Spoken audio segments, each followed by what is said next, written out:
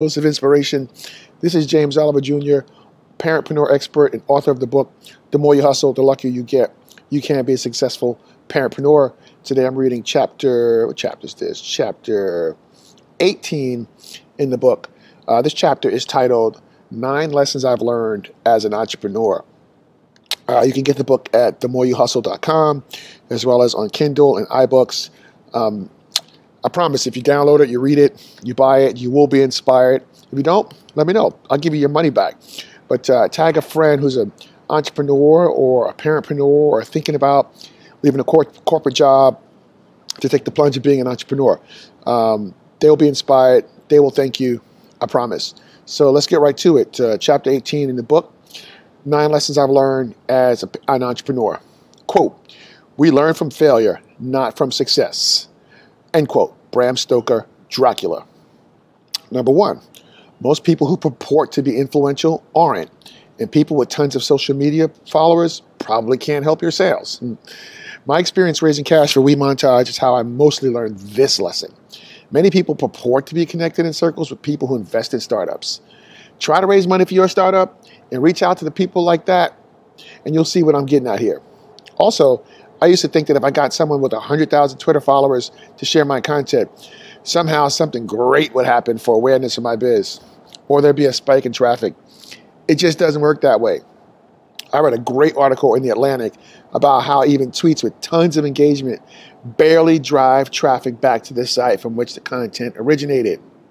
2, anxiety and worry are rooted in fear and are wasted energy. They never contribute to any positive outcomes.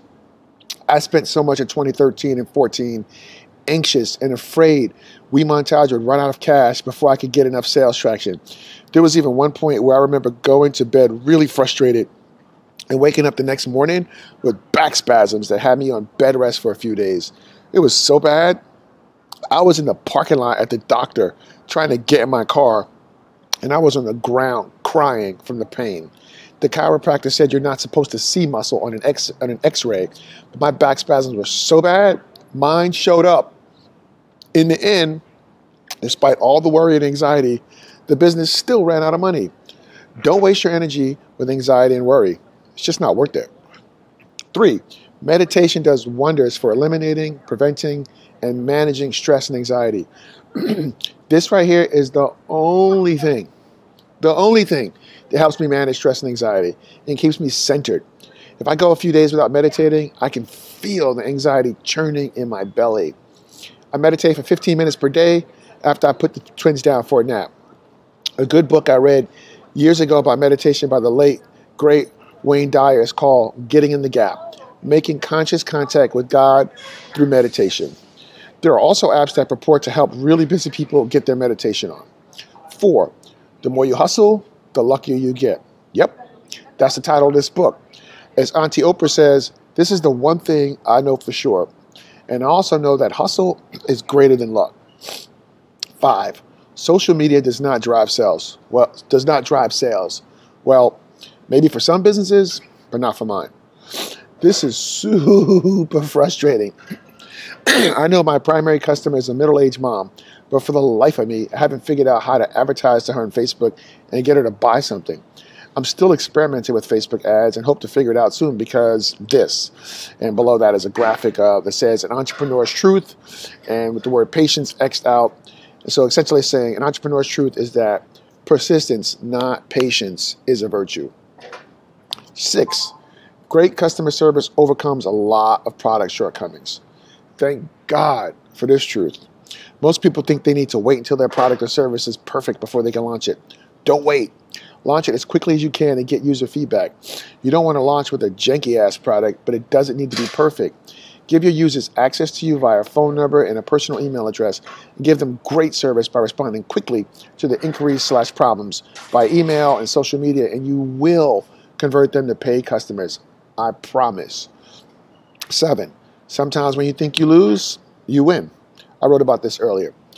8, you've got to be willing to get beaten within an inch of your life to get what you really want.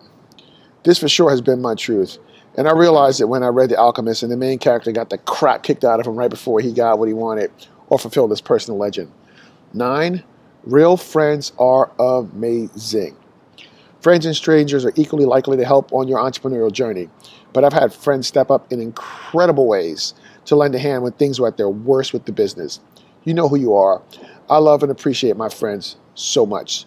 So those are 9 lessons I learned from entrepreneurship on this journey. I think I might have another chapter with 9 more. I don't remember. Anyway, hope you're feeling that. I've been getting some really great feedback about these readings and the chapters inspiring people. Definitely please share this with your friends and colleagues who are entrepreneurs or parentpreneurs. They'll thank you. You can get the book at themoreyouhustle.com. Appreciate y'all. Thanks for the engagement. Keep sharing it. I appreciate it. Love you guys.